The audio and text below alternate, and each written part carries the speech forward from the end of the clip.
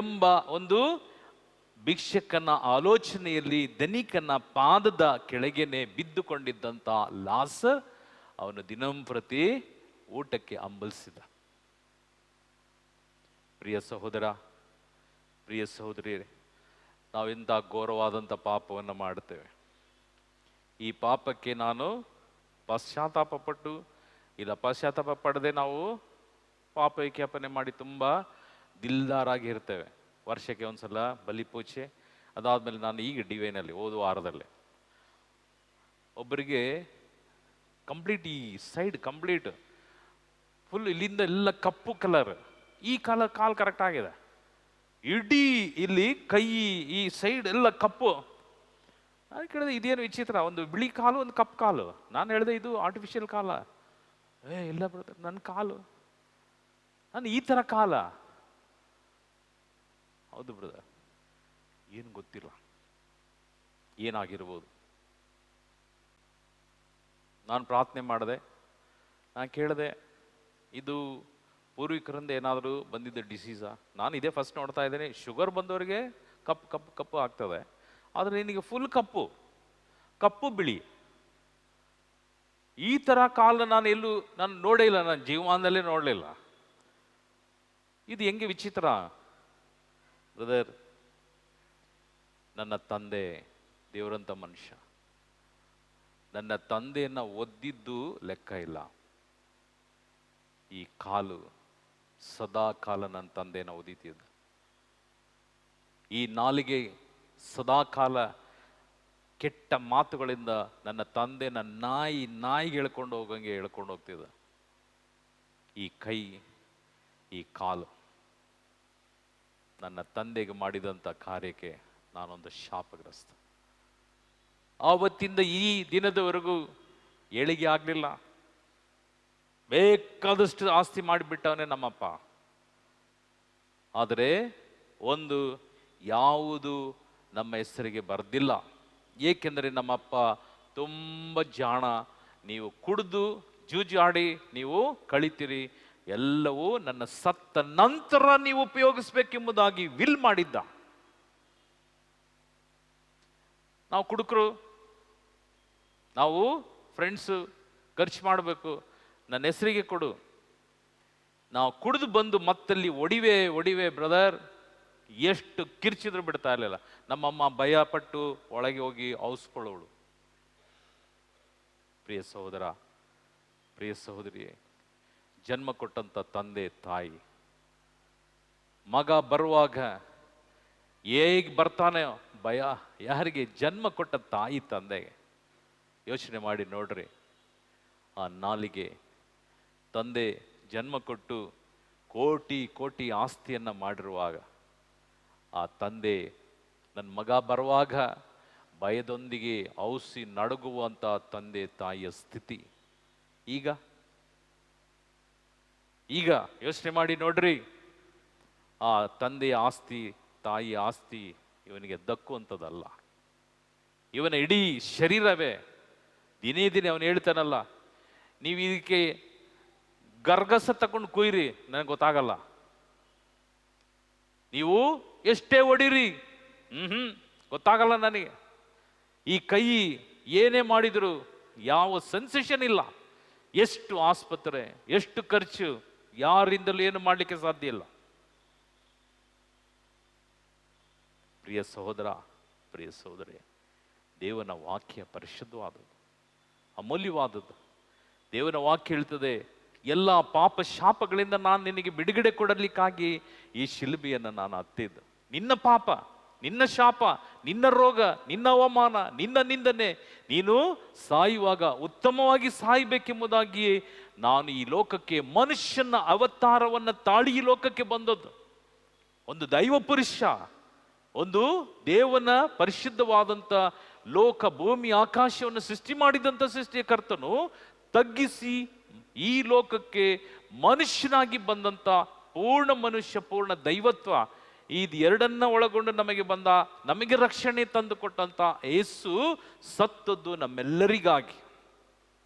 ಆದರೆ ಭಯ, ಎಲ್ಲಿ ನಾನು ಅನೇಕರಿಗೆ ಭಯ. ಚರ್ಚಿಗೆ, ಅಯ್ಯೋ ಚರ್ಚಿಗೆ ಹೋಗ್ತಾ ಇದ್ದೀವಿ, ಯಾರು ಆ ಕಡೆ ಈ ಕಡೆ ನೋಡು, ಯಾರು ನಮ್ಮ ಕಡೆಯವ್ರು ಇದ್ದಾರಾ, ನಮ್ಮ ಕಡೆಯವರು ಯಾರಾದ್ರು ನೋಡ್ಬಿಟ್ರೆ, ಏನು ನೀವು ಚರ್ಚಿಗೆ ಹೋಗ್ತಾ ಇದ್ದೀರಾ, ನೀವು ಕ್ರಿಶ್ಚಿಯನ್ನ, ಅಲ್ಲೇನು ದುಡ್ಡು ಕೊಡ್ತಾರಾ? ಪ್ರಿಯ ಸಹೋದರ, ಪ್ರಿಯ ಸಹೋದರಿ, ದುಡ್ಡು ಎಲ್ಲಿಗೆ? ದುಡ್ಡು ಎಲ್ಲಿಗೆ? ಏನೇನು ನಾನು ದುಡ್ಡು, ನಿನ್ನ ಹಣವೋ, ನಿನ್ನ ವೈಡೂರ್ಯವೋ, ನಿನ್ನ ಮನೆಯೋ, ಯಾವುದು ನೀವು ನಾನು ಸತ್ತಾಗ ಕೊಂಡೋಗ್ಲಿಕ್ಕಿಲ್ಲ. ಬಿಟ್ಟು ಹೋಗುವಂಥ ಹಣ, ಬಿಟ್ಟು ಹೋಗುವಂಥ ಮನೆ, ಬಿಟ್ಟು ಹೋಗುವಂಥ ಗಂಡ, ಬಿಟ್ಟು ಹೋಗುವಂಥ ಹೆಂಡತಿ, ಬಿಟ್ಟು ಹೋಗುವಂಥ ಸರ್ವವು ಏನೇ ಈ ಲೋಕದಲ್ಲಿ ನಿನ್ನದು ಎಂಬುದಾಗಿ ನೀನು ಅಂದ್ಕೊಂಡಿದ್ರೆ ಅದು ಯಾವುದು ನಿನ್ನದಲ್ಲ. ನಿನ್ನದಲ್ಲ, ಭೂಮಿಗೆ ಸಂಬಂಧಪಟ್ಟದ್ದು. ಡಸ್ಟ್ಬಿನ್ ಇದೆ, ನೋಡಿದಿರಲ್ವಾ? Use me. ಅದರಲ್ಲಿ ಇಡೀ ನಿಮ್ಮ ಬೀದಿ ಜನ ತಿಂದಿದ್ದು, ಅದಾದಮೇಲೆ ಮಕ್ಕಳಿದ್ರೆ ಮಕ್ಕಳದು ಪಾಯ್ಲೆಟೋ ಎಲ್ಲ ತಂದು ಅದಕ್ಕೆ ಹಾಕ್ತಾರೆ. ಡಸ್ಟ್ಬಿನ್. ಯೂಸ್ ಮೀ, ನನ್ನನ್ನು ಉಪಯೋಗಿಸಿ. ಆ ಡಸ್ಟ್ಬಿನ್ನೇ ಈ ಭೂಮಿ, ಈ ಭೂಮಿಯಲ್ಲಿದ್ದಂಥ ನಮ್ಮ ಆಸ್ತಿ. ಯೋಚನೆ ಮಾಡಿ ನೋಡ್ರಿ. ನಿಮ್ಮ ಕುಟುಂಬದಲ್ಲಿ ಸಾವುಗಳ ಸಂಭವಿಸ್ತದೆ, ಹೌದಾ? ಎಲ್ಲರ ಮನೇಲಿ ಸಾವಿಲ್ಲದೆ ಇರೋರು ಯಾರಾದ್ರೂ ಇದ್ದೀರಾ ಇಲ್ಲಿ? ಕೈ ಮೇಲೆ ಮಾಡ್ರಿ. ಹಲೋ, ಸಾವೇ ಇಲ್ಲ ಬ್ರದರ್ ನಮ್ಮನೇಲಿ. ನಮ್ಮ ಅಪ್ಪ, ನಮ್ಮ ಅಮ್ಮ, ನಮ್ಮ ತಾತ, ಅಜ್ಜ, ಅಜ್ಜಿ ಅವರೆಲ್ಲ ಇನ್ನೂ ಇದ್ದಾರೆ ಅನ್ನೋರು ಯಾರಾದ್ರೂ ಇದ್ದೀರಾ? ಮಾತಾಡ್ರಿ. ಯಾಕೆ ತುಂಬ ಸೀರಿಯಸ್ ಆಗಿ ಹಿಂಗೆ ಇದ್ದೀರಾ? ಮಾತಾಡ್ರಿ. ಸಾವು ಎಲ್ಲರ ಮನೆಯಲ್ಲೂ ಯಾರಾದ್ರೂ ಒಬ್ರು ಸಾವು ನಮ್ಮ ಮನೆಗಳಲ್ಲಿ, ನಮ್ಮ ಫ್ಯಾಮಿಲಿಗಳಲ್ಲಿ ಸಂಭವಿಸಿದೆ, ಹೌದಾ? ಅವ್ರು ಏನಾದರೂ ಒಂದು ತಗೊಂಡೋದ್ರ? ಅವರು ಓದೋರು ತಿರ್ಗ ಬಂದ್ರ ನಿಮ್ಮ ಮನೆಗೆ? ಏನಾದ್ರು ಬಂದು ಏನಾದ್ರು ಹೇಳಿದಾರ? ಓದೋನು ಎಲ್ಲಿ ಗೊತ್ತಿಲ್ಲ, ಬಂದಿಲ್ಲ. ಅವರು ಗಳಿಸಿದ್ದು ಏನು ಒಂದು ಚೂರು ಕಿಂಚಿತ್ತು ತಗೊಂಡೋಗ್ಲಿಲ್ಲ. ನಿರ್ವಣ. ಅನೇಕ ಧರ್ಮಗಳಲ್ಲಿ ನಮ್ದಾದ್ರೂ ಸ್ವಲ್ಪ ನೀಟಾಗಿ ಬಟ್ಟೆ ಎಲ್ಲ ಹಾಕಿ, ಸೆಂಟೆಲ್ಲ ಹೊಡೆದು, ಸೂಟೆಲ್ಲ ಹಾಕಿ, ಹೆಂಗಸು ಸತ್ತರೆ ರೇಷ್ಮೆ ಸೀರೆ. ನನ್ನ ಹೆಂಡತಿ ಸತ್ತಾಗ ನಾನು ತಕ್ಕೊಟ್ಟಿದ್ದಂಥ ಮದುವೆ ಸೀರೆ, ರಿಸೆಪ್ಷನ್ ಸ್ಯಾರಿನೇ ನನ್ನ ಹೆಂಡತಿಗೆ ಹಾಕಿ ನಾವು ಮಣ್ಣು ಮಾಡಿದ್ದು. ಆ ರಿಸೆಪ್ಷನ್ ಸ್ಯಾರಿ ಅವಳು ಮೇಲೆ ತಗೊಂಡೋಗ್ಲಿಲ್ಲ, ಬಾಕ್ಸಲ್ಲಿ ಹಾಕಿ ನೀಟಾಗಿ ಒಂದು ಶವ ಸಂಸ್ಕಾರ ಮಾಡಿದ್ರು. ಆದರೆ ಅನೇಕ ಧರ್ಮದವರು ನಿರ್ವಾಣ, ಬಟ್ಟೆ ಇಲ್ಲದೆ ಒಂದು ಬಾಳೆ ಎಲೆ ಹಾಕಿ, ಕೆಳಗೆ ಒಂದು ಬಾಳೆ ಎಲೆ ಹಾಕ್ತಾರೆ, ಅದಾದಮೇಲೆ ಮಲಗಿಸಿ ಬಟ್ಟೆ ಎಲ್ಲ ಬಿಚ್ಚಾಕಿ, ಅದಾದಮೇಲೆ ಒಂದು ಬಾಳೆ ಎಲೆ ಹಾಕಿ ಮಣ್ಣು ಹಾಕ್ತಾರೆ. ಪ್ರಿಯ ಸಹೋದರ, ಪ್ರಿಯ ಸಹೋದರಿಯರೇ, ದೇವನ ವಾಕ್ಯ ಹೇಳ್ತದೆ, ಇಂಥ ಒಂದು ಗತಿ ಮನುಷ್ಯನಿಗೆ ಬರುವಾಗ ನಾನು ಈ ಲೋಕದಲ್ಲಿ ಯಾವ ರೀತಿಯಲ್ಲಿ ಜೀವಿಸಬೇಕು? ನೀವೊಂದೊಂದು ಸಾವುಗೆ ಹೋಗುವಾಗ ನೀವೊಂದು ದಯವಿಟ್ಟು ಹೋಗ್ಬೇಕು. ನೀವೆಲ್ಲ ಸಾವುಗಲ್ಲ, ಯಾರಾದ್ರೂ ಸತ್ತರೆ ನಿಮ್ಮ ಫ್ಯಾಮಿಲಿಯವರು, ನಿಮ್ಮ ಅಕ್ಕಪಕ್ಕದ ಮನೆಯವರು, ನಿಮ್ಮ ಬೀದಿಯವರು ಯಾರಾದ್ರೂ ಇದ್ರು ಹೋಗ್ರಿ, ಹೋಗಿ ನೋಡ್ರಿ. ಕಾರಣಕ್ಕೆಂದರೆ ಅವ್ರು ಇವತ್ತು ಹೋದ್ರು, ನಾಳೆ ಯಾರು ಹೋಗ್ಬೇಕು? ನಾವು ಅಲ್ಲಿಗೆ ಹೋಗ್ಬೇಕು. ನಮ್ಮ ಜಾಗ ಅದು ನಮಗೆ ಜಾಗ. ಇದಕ್ಕಾಗಿ ದೇವನ ವಾಕ್ಯ ಹೇಳ್ತದೆ, ನೀನು ಭಯ ಪಡಬೇಡ. ಜ್ಞಾನೋಕ್ತಿ, ಪ್ರಾವರ್ಬ್ಸ್, ಜ್ಞಾನೋಕ್ತಿ.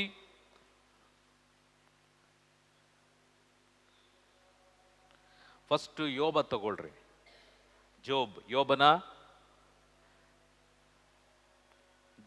ಬುಕ್ ಆಫ್ ಜೋಬ್, ಯೋಬನ ಗ್ರಂಥ 3ನೇ ಅಧ್ಯಾಯ ವಾಕ್ಯ 25. ಯೋಬ.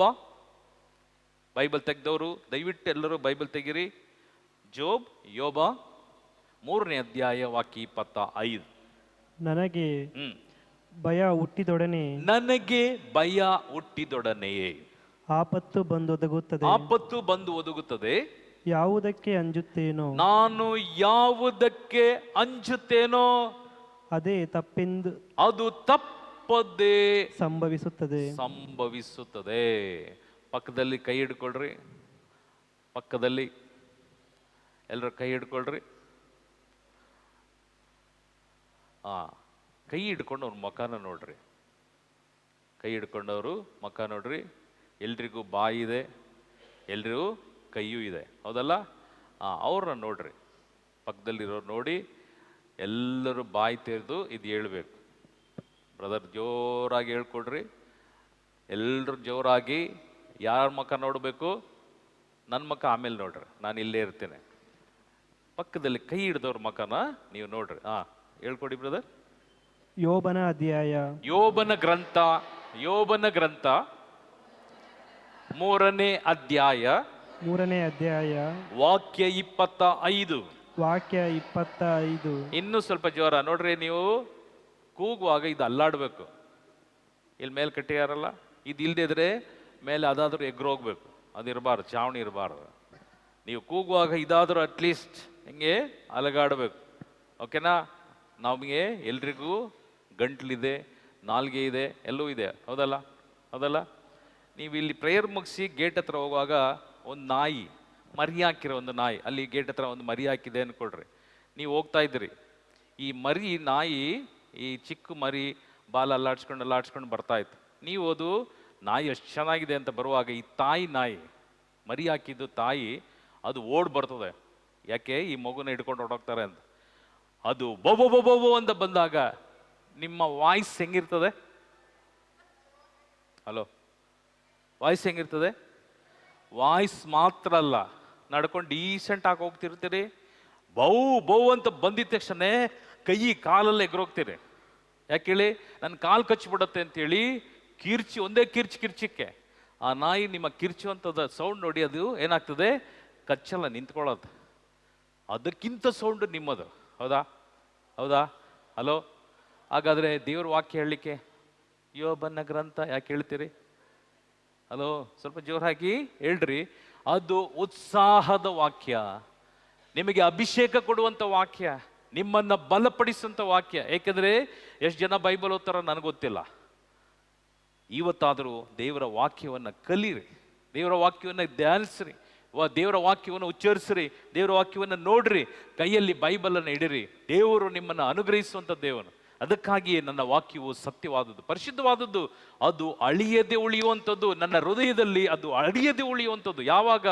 ಉಚ್ಚರಿಸುವಾಗ, ಅದನ್ನು ನಿಮ್ಮ ಹೃದಯದಲ್ಲಿ ರೆಕಾರ್ಡ್ ಮಾಡುವಾಗ ಅದು ನಿನ್ನ ನಾಲಿಗೆಯಲ್ಲಿ ಬರ್ತದೆ. ಅದಕ್ಕಾಗಿ ಜೋರಾಗಿ ಹೇಳ್ರಿ, ಏಕೆಂದರೆ ದೇವನು ನಿಮ್ಮನ್ನು ಆಶೀರ್ವದಿಸ್ತಾನೆ. ಅದಕ್ಕಾಗಿ ಯೇಸು ಲಾಸರನ ಸಮಾಧಿಯ ಮುಂದೆ ಹೋಗಿ, ಲಾಸರನೇ ಉಚ್ಚಸ್ವರ. ದೇವ್ರಿಗೆ ಗೊತ್ತಿತ್ತು ಇಲ್ಲಿ ಅದ್ಭುತ ಆಗ್ತದೆ ಅಂತೇಳಿ. ದೇವ್ರಿಗೂ ನಂಬಿಕೆ ಇತ್ತು. ನಾನು ಕೂಗುವಾಗ ಲಾಸರ್ ಹೊರಗೆ ಬರ್ತಾನೆ. ಮೆತ್ತಿಗೆ ಹೇಳಿದ್ರು ಬರ್ತಾ ಇದ್ದ.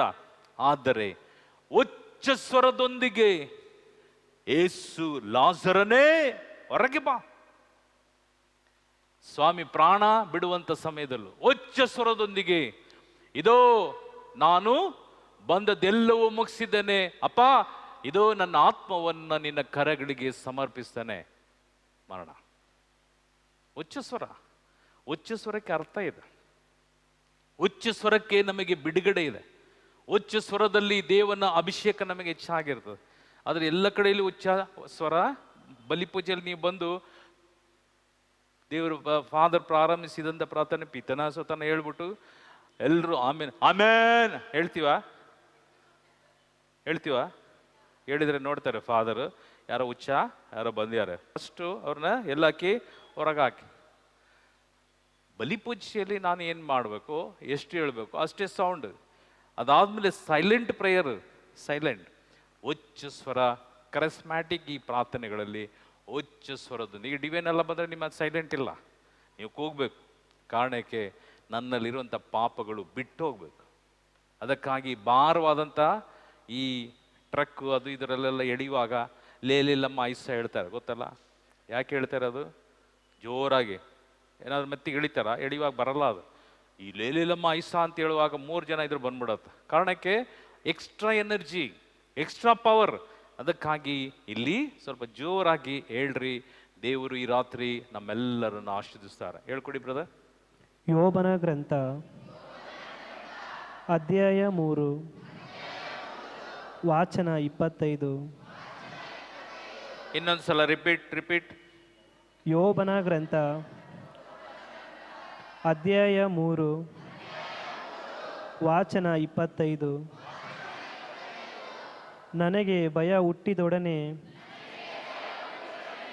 ಆಪತ್ತು ಬಂದೊದಗುತ್ತದೆ. ಯಾವುದಕ್ಕೆ ಅಂಜುತ್ತೇನೋ ಅದೇ ತಪ್ಪದೆ ಸಂಭವಿಸುತ್ತದೆ.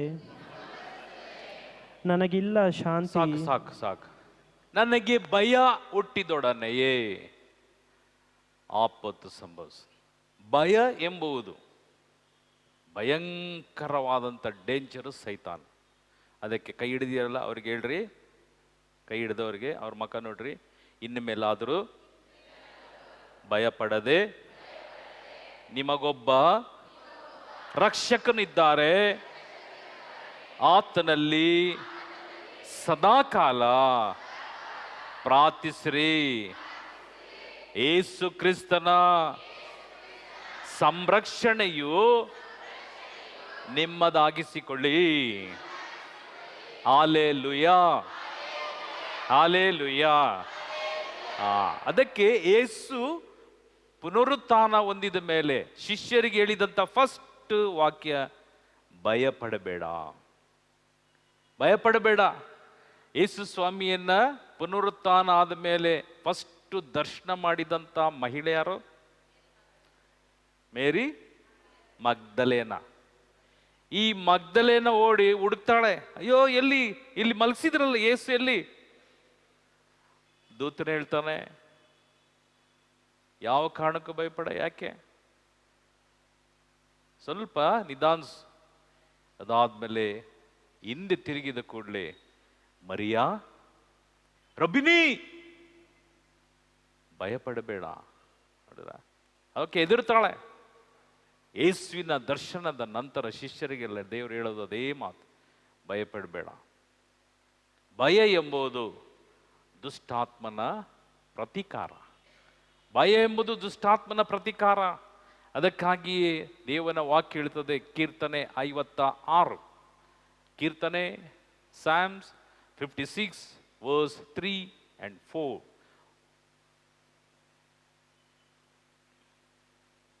ಓದಿ ವಾಕ್ಯ. ಕೀರ್ತನೆ 56. ಕರುಣೆ ತೋರು ದೇವ, ಜನರೆನ್ನ ಬೆನ್ನಟ್ಟಿ ಬರುತ್ತಿಹರು. ದಿನವೆಲ್ಲ ಕದನ ಮಾಡಿ ಶತ್ರುಗಳನ್ನ ಬಾಧಿಸುತ್ತಿಹರು. ವಿರೋಧಿಗಳು ದಿನವಿಡೀ ಬೆನ್ನಟ್ಟಿ ಬರುತ್ತಿಹರು. ಸೊಕ್ಕಿನಿಂದ ನನಗೆದುರಾಗಿ ನಿಂತಿರುವವರು ಹಲವಾರು. ಹೆದರಿಕೆ ಉಂಟಾದಾಗ, ಹೆದರಿಕೆ ಉಂಟಾದಾಗ, ಭಯ ಉಂಟಾದಾಗ, ಓದಿ, ನೀನೇ ನನಗೆ ಆಶ್ರಯ. ಯಾರು? ಹಾಗಾದ್ರೆ ಭಯ ಎಂಬುದು ಸೈತಾನ. ಅವನು ಭಯದಲ್ಲಿದ್ದಾನೆ. ವಾಕ್ಯ ನೋಡ್ರಿ, ವಾಕ್ಯ ಕ್ಲಿಯರ್. ಓದಿ ಬ್ರದರ್, 3ನೇ ವಾಕ್ಯ ಇನ್ನೊಂದ್ಸಲ. ಹೆದರಿಕೆ ಉಂಟಾದಾಗ ನೀನೇ ನನಗೆ ಆಶ್ರಯ. ನೀನೇ ನನಗೆ ಆಶ್ರಯ. ಆದ್ರೂ ಸಹ ನನಗೆ ಭಯ ಇದೆ. ನೀನ್ ಆಶ್ರಯ ಗೊತ್ತು ನನಗೆ, ನನಗೆ ಭಯ. ಈ ಭಯದಿಂದ ಸ್ವಾಮಿ ನನ್ನನ್ನು ತಪ್ಪಿಸು. ನನ್ನ ಎದುರಾಳಿಗಳು, ನನ್ನ ವೈರಿಗಳು, ನನ್ನ ಶತ್ರುಗಳು, ನನಗೆ ಭಯ. ಕತ್ತಲೆ ಭಯ. ಎಷ್ಟೋ ಜನಕ್ಕೆ ಕತ್ತಲೆ, ಈ ರೂಮಿಂದ ಆ ರೂಮ್ಗೆ ಹೋಗಲ್ಲ, ಹೌದಲ್ಲ? ಅದಾದ್ಮೇಲೆ ಒಬ್ಬೊಬ್ರಿಗೆ ಜಿರಳೆ ಕಂಡ್ರೆ ಭಯ, ಕಪ್ಪೆ ಕಂಡ್ರೆ ಭಯ, ಹಾವು ಕಂಡ್ರೆ ಭಯ, ಅಂಟೆ ಗುದ್ದಕಾದ್ರೆ ನೋಡಿದ್ರೆ ಭಯ. ಅದಾದ್ಮೇಲೆ ಒಬ್ಬೊಬ್ಬರಿಗೆ ಗಂಡನ್ನ ನೋಡಿದ್ರೆ ಭಯ, ಒಬ್ಬೊಬ್ಬರಿಗೆ ಹೆಂಡತಿ ನೋಡಿದ್ರೆ ಭಯ, ಮಕ್ಕಳು ತಂದೆ ತಾಯಿನ ನೋಡಿದ್ರೆ ಭಯ. ಅದಾದ್ಮೇಲೆ ಆಫೀಸರ್ನ ನೋಡಿದ್ರೆ, ಮೇಲ ಅಧಿಕಾರಿನ ನೋಡಿದ್ರೆ ಭಯ, ಒಬ್ಬೊಬ್ಬರಿಗೆ ಪಕ್ಕದ ಮನೆಯವರು ಭಯ. ನೋಡ್ರಿ ಎಷ್ಟು ಭಯಗಳು. ಅದಾದ್ಮೇಲೆ ಸಾಲ ಇಸ್ಕೊಳ್ತೀವಿ ತುಂಬ ಜೋರಾಗಿ ಜೋಶಾಗಿ, ಕೊಡ್ತೀನಿ ಕೊಡಪ್ಪ, ಕೊಡ್ತೀನಿ ಕೊಡಮ್ಮ ಅಂತ. ಸಾಲ ಕೊಟ್ಟಾದ್ಮೇಲೆ ತಿಂಗಳಿಗೆ ಏನು ಕೊಡಬೇಕು? ದರಿದ್ರದವನ್ ಬರ್ತಾಳಲ್ಲ. ಸಾಲ ಇಸ್ಕೊಂಡಾಗ ದರಿದ್ರದವನಲ್ಲ, ಸಾಲ ಈಸ್ಕೊಂಡಾಗ ಬನ್ನಿ ಕೂತ್ಕೊಳ್ಳಿ ಅಂತೇಳಿ ಎಲ್ಲ ಕೆಲಸ ಬಿಟ್ಟು ಬಂದು ಕೂತ್ಕೊಂಡು ಅವ್ರ ಹತ್ರ ಸಾಲ ಸಿಕ್ಕಿದ ಒಡನೆ, ಹಣ ಸಿಕ್ಕಿದ ಮೇಲೆ ನೆಕ್ಸ್ಟ್ ಮಂತು ಆ ಡೇಟಿಗೆ ಬರುವಾಗ, ನಾವು ಆ ಡೇಟ್ ಬಂದಾಗ ಹಿಂದಿನ ದಿನನೂ ಶುರು, ನಾಳೆ ಬರ್ತಾರಲ್ಲ ಏನು ಮಾಡೋದು, ದುಡ್ಡಿಲ್ವಲ್ಲ, ಸಾಲ ಕೊಟ್ಟವನನ್ನ ಬಡ್ಡಿಗೆ ಬರೋನನ್ನ ನೋಡಿ ಭಯ. ಈ ರೀತಿ ಹಲವಾರು ಭಯಗಳು ನಮ್ಮನ್ನ ಒಂದೊಂದು ಹಂತದಲ್ಲೂ ನಮ್ಮನ್ನ ಏನ್ ಮಾಡ್ತದೆ, ಎಲ್ಲವೂ ಬೈಂಡ್ ಆಗ್ತದೆ. ಬಂಧಿಸಿದ ಮೇಲೆ ದೇವರನ್ನ ಆರಾಧಿಸ್ಲಿಕ್ಕೆ ಬಿಡಲ್ಲ ನಿಮ್ಮ ಭಯ. ದೇವರನ್ನ ಆರಾಧಿಸ್ಲಿಕ್ಕೆ ಬಿಡದೇ ಇರತಕ್ಕಂಥದ್ದು ನಿಮ್ಮ ಭಯ. ಅದಾದ್ಮೇಲೆ ಒಬ್ಬೊಬ್ಬರಿಗೆ ಮರಣದ ಭಯ. ಬೆಳಗ್ಗೆ ಮಕ್ಕಳು ಇಲ್ಲ ಗಂಡನೋ ಇಲ್ಲ ಹೆಂಡತಿಯೋ ಆಫೀಸ್ಗೋ ಸ್ಕೂಲ್ಗೋ ಕಾಲೇಜಿಗೆ ಹೋದಾಗ, ಅಯ್ಯೋ ನನ್ನ ಮಗು ಹೆಂಗೆ ಬರ್ತಾಳ, ನನ್ನ ಮಗ ಹೆಂಗೆ ಬರ್ತಾನೋ, ನನ್ನ ಅಪ್ಪ ಹೆಂಗೆ ಬರ್ತಾನೋ, ನನ್ನ ತಾಯಿ ಹೆಂಗೆ ಬರ್ತಾನೋ, ನನ್ನ ಹೆಂಡತಿ ಹೆಂಗೆ ಬರ್ತಾರೋ, ದಾರಿಲಿ ಏನಾದರೂ ಆಗ್ತದ, ಆಫೀಸಲ್ಲಿ ಏನಾಗುತ್ತೆ, ಭಯ. ಈ ರೀತಿ ಹಲವಾರು ಹಲವಾರು ಭಯಗಳು ದೇವರಿಂದ ನಮ್ಮನ್ನ ಪ್ರತ್ಯೇಕಿಸ್ತದೆ. ಅದಕ್ಕಾಗಿ 4ನೇ ವಾಕ್ಯ ಹೇಳ್ತದೆ, ಓದಿ 4ನೇ ವಾಕ್ಯ. ದೇವರಲ್ಲೇ ಹ್ಮ್ ನಿರ್ಭೀತ ನಂಬಿಕೆ ನನಗೆ, ಹ್ಮ್ ಹೆಮ್ಮೆ ಪಡುವೆನು ಆತನಿತ್ತ ಹಿಂದೆ ಕೇಳ್ತದ ವಾಗ್ದಾನಕ್ಕೆ. ಬ್ರದರ್? ಓದೋದು ಹಿಂದೆ ಕೇಳ್ತದ? ಹಲೋ, ಹಿಂದೆ ಕೇಳಲ್ಲ. ಅಲ್ಲಿ ಸ್ವಲ್ಪ ಸಗ ಇದ್ದಾರ? ಸ್ವಲ್ಪ ಸೌಂಡ್ ಕೊಡಿ, ಸ್ವಲ್ಪ ಕ್ಲಿಯರ್, ಸ್ವಲ್ಪ ಮೈಕ್ ಹತ್ರ ಇಟ್ಕೊಳ್ಳಿ ಬ್ರದರ್, ಮೈಕ್ ಹತ್ರ ಇಟ್ಕೊಂಡು ಸ್ವಲ್ಪ ಜೋರಾಗಿ ಓದಿ. ಹಾ. ದೇವರಲ್ಲೇ ನಿರ್ಭೀತ ನಂಬಿಕೆ ನನಗೆ, ಹೆಮ್ಮೆ ಪಡುವೆನು ಆತನಿತ್ತ ವಾಗ್ದಾನಕ್ಕೆ. ಈಗ ಕೇಳುತ್ತಾ? ಓಕೆ. ಹಾ. ನರಮಾನವರು ಏನು ಮಾಡಿಯಾರೆನಗೆ. ಆ ಬಾಗ್ಲಲ್ಲಿ ಹಾಕ್ಬಿಡಿ ಬ್ರದರ್, ಎಲ್ಲ ಬಾಗ್ಲು ಹಾಕ್ಬಿಡ್ರಿ.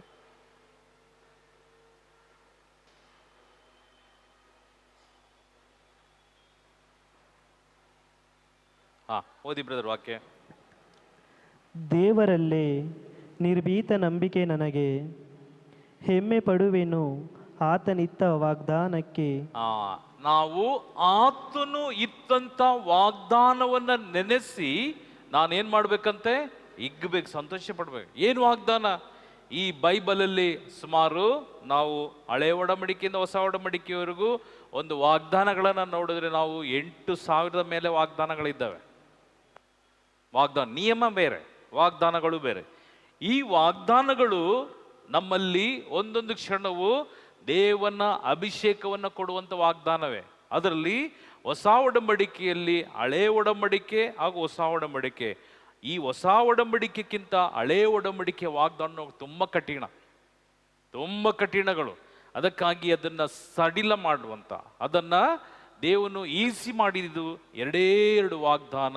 ಆ ವಾಗ್ದಾನವೇ ನಿನ್ನಂತೆಯೇ ನಿನ್ನ ಪರರನ್ನ, ಅಂದರೆ ನಿನ್ನ ಜೊತೆ ಪರರು ಅಂದರೆ ಸುತ್ತಲೂ ಇರೋರು. ನೀವು ಯಾರು? ನಿಮ್ಮ ಅಣ್ಣ, ತಮ್ಮ, ಅಕ್ಕ, ತಂಗಿ, ಅದಾದ್ಮೇಲೆ ತಂದೆ, ತಾಯಿ, ನಿನ್ನ ಬಂಧು ಮಿತ್ರರು, ನಿಮ್ಮ ಬೀದಿಲಿರೋರು, ಅಕ್ಕಪಕ್ಕ, ಹಿಂದೆ ಮುಂದೆ ಮೇಲೆ ಕೆಳಗಿರಂತ ಎಲ್ಲ ವ್ಯಕ್ತಿಗಳು ಯಾರೆಲ್ಲ ಇದ್ದಾರೋ ಅವರಲ್ಲಿ ನಿನ್ನಂತೆಯೇ ನಿನ್ನನ್ನು ಪ್ರೀತಿಸಿಕೊಂಡ ಹಾಗೆ ನೀನು ಪರರನ್ನ ಪ್ರೀತಿಸು. ನೆಕ್ಸ್ಟ್ ಆಜ್ಞೆ, ನೀನು ನನ್ನನ್ನು ಆರಾಧಿಸಬೇಕಾದ್ರೆ ಪೂರ್ಣ ಪೂರ್ಣ ಪೂರ್ಣ ಮನಸ್ಸಿನಿಂದಲೂ, ಪೂರ್ಣ ಶಕ್ತಿಯಿಂದಲೂ, ಪೂರ್ಣ ಆತ್ಮದಿಂದಲೂ ನನ್ನನ್ನು ಆರಾಧಿಸು. ನೋಡಿದ್ರಾ? ಈ ಆಜ್ಞೆ ಪಾಲಿಸ್ಲಿಕ್ಕೆ ಭಯಂಕರ ಕಷ್ಟ. ದೇವರು 10 ಆಜ್ಞೆಯು ಅದನ್ನ ರದ್ದು ಮಾಡ್ಲಿಕ್ಕಲ್ಲ, ದೇವನು ಮೋಶೆಗೆ ಕೊಟ್ಟಂತ ಆಜ್ಞೆಯನ್ನ ಇಲ್ಲಿ ಈಸಿ ಮಾಡ್ತಾರೆ. ಆದ್ರೆ ಈಸಿ ಅಲ್ಲ, ಅದು ಭಯಂಕರ ಟಫ್, ಕಷ್ಟ ಅದು. ಅದಕ್ಕಾಗಿಯೇ ದೇವನ ಪರಿಶುದ್ಧತೆ ನಿನ್ನಲ್ಲಿ ಇರಬೇಕು. ಕೀರ್ತನೆ 64ಕ್ಕೆ ತೆಗೀರಿ. ಕೀರ್ತನೆ 64 ವಾಕ್ಯ 1, 2 ವಾಕ್ಯ ಓದ್ರಿ. ಕಿವಿಗೊಡು ದೇವ ನನ್ನ ಆತ್ಮದ ಮೊರೆಗೆ, ಕಾಪಾಡು ಶತ್ರುಗಳ ಭಯವಿದೆ ನನಗೆ. ನೋಡಿದ್ರಾ? ದೇವ ನನ್ನ ಕಾಪಾಡು. ನನಗೆ ಯಾರ ಭಯ ಇದೆ? ನನ್ನ ಶತ್ರು ಯಾರು? ನಾನು ಸ್ನೇಹ ಮಾಡಿದಂಥ ನನ್ನ ಕುಟುಂಬ, ನನ್ನ ಅಕ್ಕಪಕ್ಕದವರು, ನನ್ನ ಅಣ್ಣ, ನನ್ನ ತಮ್ಮ, ನನ್ನ ತಂಗಿ. ಭಯ. ಯಾರು ನಮಗೆ ಎದುರಾಳಿ ಅಂತ ಹೇಳಿದ್ರೆ, ನಾನು ನನ್ನ ಜೊತೆಯಲ್ಲಿ ಇದ್ದಂಥ ಜನವೇ ಎದುರಾಳಿ. ಇಲ್ಲಿ ಈ ಚಿಕ್ಕ ಸಮುದಾಯದಲ್ಲಿ ಎಷ್ಟು ಜನ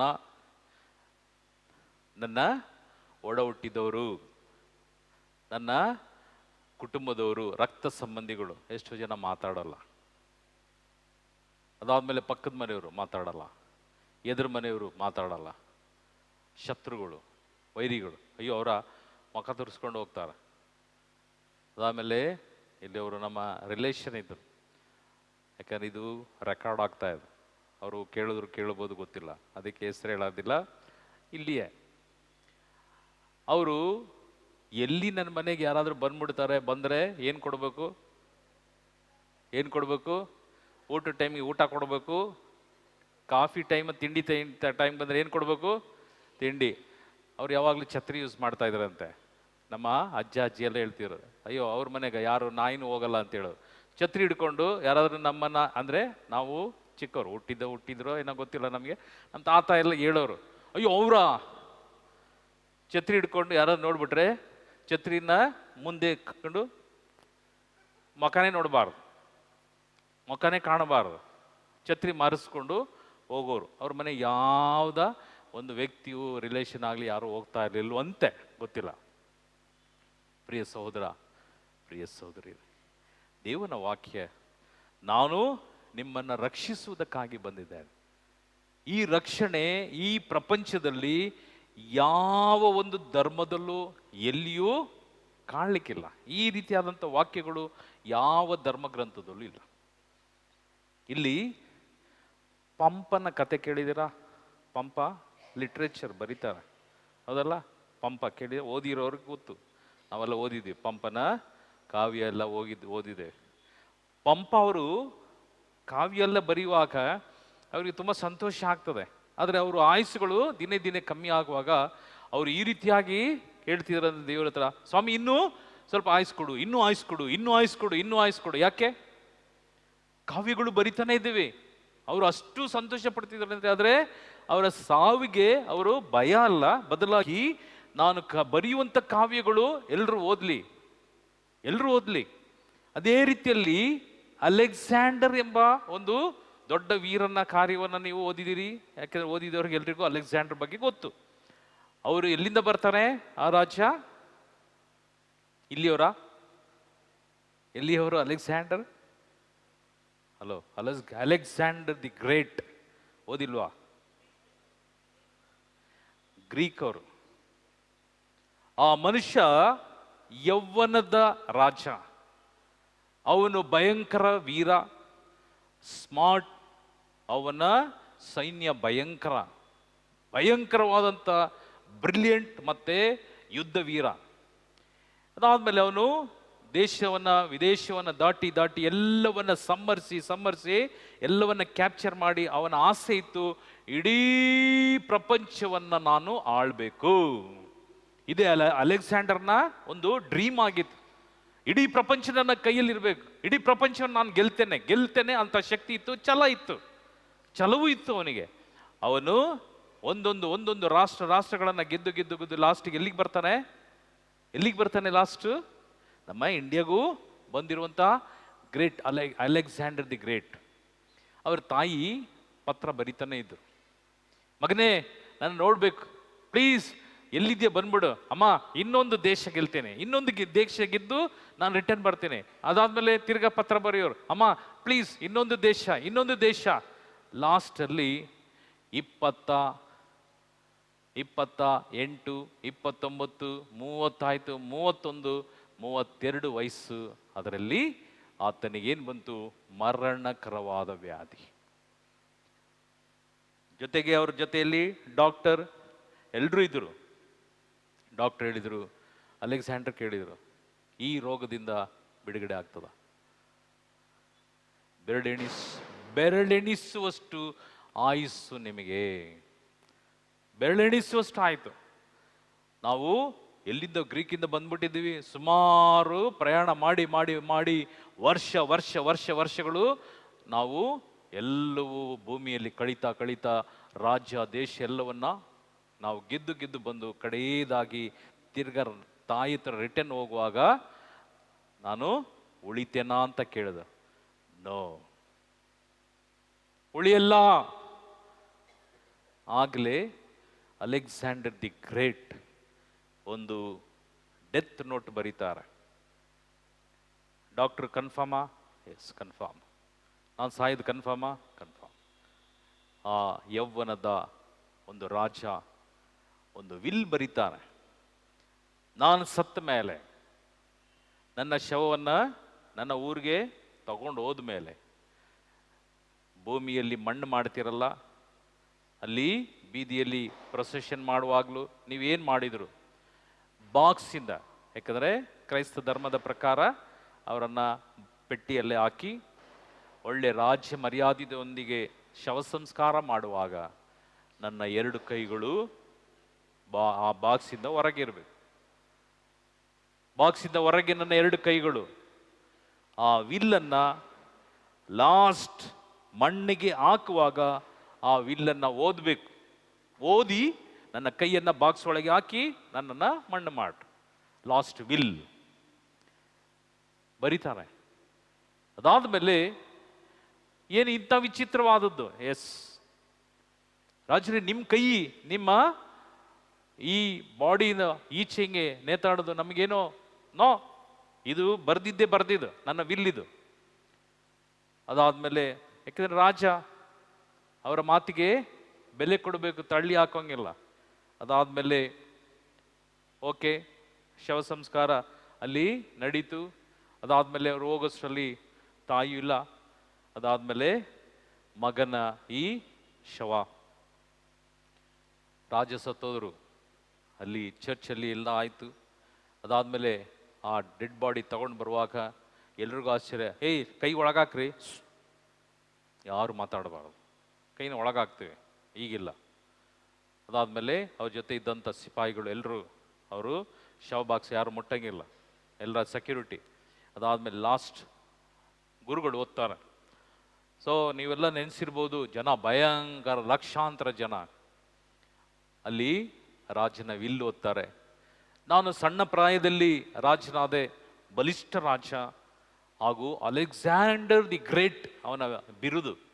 ಅವನು ಗ್ರೇಟ್, ಅವನು ಯಾವ ಕಾರಣಕ್ಕೂ ಅವ್ರ ಮುಂದೆ ಯಾವ ರಾಜನನ್ನು ನಿಲ್ಲೋಂಗಿಲ್ಲ ಅಂತ ಒಂದು ಬಲಿಷ್ಠವಾದ ರಾಜ. ಅಷ್ಟೇ ಸೈನಿಕರು ಇದ್ದಂಥ ರಾಜ, ಅಷ್ಟೇ ಬ್ರಿಲಿಯಂಟ್ ಇದ್ದಂಥ ರಾಜ ಈ ವಿಲ್ ಬರೆದಿದ್ದಾರೆ. ನಾನು ಈ ಭೂಮಿಗೆ ಬರುವಾಗ ಏನೂ ತರಲಿಲ್ಲ, ಈ ಭೂಮಿಯಲ್ಲಿ ನಾನು ಎಲ್ಲವನ್ನು ಗೆದ್ದೆ. ನನ್ನ ದರ್ಪ, ನನ್ನ ಒಂದು ಮಸಲ್ ಪವರ್ ನಾನು ಉಪಯೋಗಿಸಿದೆ. ಇನ್ನೂ ನನ್ನ ಆಸೆ ಇತ್ತು, ಇಡೀ ಪ್ರಪಂಚವನ್ನು ನಾನು ಆಳಬೇಕೆಂಬ ಆಸೆ. ಆದರೆ ಈ 33 ವಯಸ್ಸಿನಲ್ಲಿ, ಈ ಪ್ರಾಯದಲ್ಲಿ ನಾನು ಸಾಯ್ತೀನಿ ಎಂಬುದಾಗಿ ನನಗೆ ಗೊತ್ತಿರಲಿಲ್ಲ. ಈ ಮರಣಕರವಾದ ವ್ಯಾಧಿಯಿಂದ ನನಗೆ ಈ ಸಾವು ಸಂಭವಿಸಿದ್ದು. ನಾನು ಹೋಗುವಾಗಲೂ, ಬಂದಾಗ ನಾನು ಏನು ತರಲಿಲ್ಲ, ನಾನು ಇಲ್ಲಿಂದ ಹೋಗುವಾಗಲೂ ನಾನು 2 ಬಿರಿ ಬರೀ ಕೈಯಲ್ಲಿ ಹೋಗ್ತಾ ಇದ್ದೇನೆ. ಇದು ಸಹ ಒಂದು ಉದಾಹರಣೆ.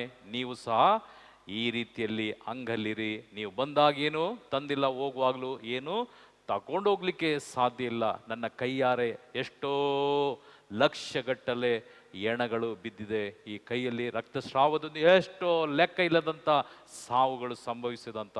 ಆದರೆ ಹೋಗುವಾಗ ಏನಿಲ್ಲ, ಏನೂ ಇಲ್ಲ, ಬರಿದಾಗಿ ಹೋಗ್ತಾ ಇದ್ದಾನೆ. ಪ್ರಿಯ ಸಹೋದರ, ಪ್ರಿಯ ಸಹೋದರಿಯರೇ, ದೇವನ ವಾಕ್ಯ ಹೇಳ್ತದೆ, ಈ ಭೂಮಿಯಲ್ಲಿ ನೀನು ಪರಿಶುದ್ಧತೆಯಲ್ಲಿ ಜೀವಿಸು. ಆ ಪಾಪ ಎಂಬುದು ನಿನ್ನಿಂದ ತೆಗೆದುಹಾಕ.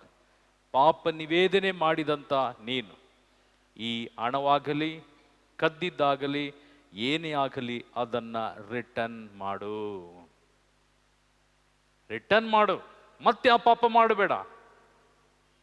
ಈ ಮಾಡಿದಂಥ ಪಾಪ ಅದಕ್ಕೆ ನಿಮ್ಮ ಪಾಪಕ್ಕೆ ತಕ್ಕಂತೆ ತೀರ್ಪಿದೆ ಎಂಬುದಾಗಿ ದೇವರ ವಾಕ್ಯ. ಹಾಗಾದರೆ ಇಲ್ಲಿ ದೇವನ ವಾಕ್ಯ ಹೇಳ್ತದೆ, ಉತ್ತರಿಸುವಂಥ ಸ್ಥಳದಲ್ಲಿ ಯಾರು ಹೋಗೋದು? ಸರಿಯಾಗಿ ಗಮನಿಸ್ರಿ. ಉತ್ತರಿಸುವಂಥ ಸ್ಥಳ, ನಾವು ಬಲಿಪೂಜೆ ಕೊಡ್ತೇವೆ, ನಮ್ಮ ಮನೆಯಲ್ಲಿ ಇವರು ಸತ್ತೋದ್ರು, ಅವ್ರು ಸತ್ತೋದ್ರು, ಹೌದಲ್ಲ? ಈ ಪಾಪ ನಿವೇದನೆ ಮಾಡಿದಂಥ ವ್ಯಕ್ತಿ ಆತನು ಏನು ಪಾಪ ಮಾಡಿದ್ನೋ, ಇಲ್ಲ ಯಾವುದಾದ್ರೂ ಪರ ಸ್ತ್ರೀ ಪರ ಪುರುಷನನ್ನ ಮದುವೆ ಆಗಿಯೂ ನಾವು ಇಲ್ಲಿಗಲ್ ರಿಲೇಶನ್ಶಿಪ್ ಇದ್ರೆ ಬಿಡಬೇಕು. ಪ್ಲಸ್ ಕದ್ದಿದ್ರೆ ರಿಟರ್ನ್ ಕೊಡಬೇಕು. ಪ್ರಾಯಶ್ಚಿತ್ತ, ನೀನು ಕದ್ದಿದ್ಯಾ, ಅದಕ್ಕೆ ಪಾಪಕ್ಷೇಪಣೆ ಮಾಡಿದ್ಯಾ, ಆದರೆ ಇದಕ್ಕೆ ಪರಿಹಾರ ಏನು? ನೀನದನ್ನು ಕೊಡು. ಅದಾದ್ಮೇಲೆ ನೀನು ಏನೋ ಸುಳ್ಳು ಹೇಳಿದೆ, ಅದು ಬಿಡು, ಅದು ನೀನು ಕರೆಕ್ಟ್ ಮಾಡ್ಕೋ, ಸುಳ್ಳು ಹೇಳ್ಬೇಡ. ನೀವು ಈ ದುಷ್ಟ ಕಾರ್ಯವನ್ನ, ಒಂದು ವಸ್ತುವೋ ಒಂದು ವ್ಯಕ್ತಿಯೋ ಒಂದು ಜಾಗವೋ ಈ ರೀತಿಯಾಗಿ ದಿನಂಪ್ರತಿ ಈ ಕಳ್ಕೊಂಡಂಥ ವ್ಯಕ್ತಿ ದಿನಂಪ್ರತಿ ಅಳುವಾಗ ಆ ಕಣ್ಣೀರು ನಿನ್ನ ಪಾಪಕ್ಕೆ ಪ್ರಾಯಶ್ಚಿತ್ತ ಅಲ್ಲ, ಪಾಪ ವಿಜ್ಞಾಪನೆ ಪ್ರಾಯಶ್ಚಿತ್ತ ಅಲ್ಲ.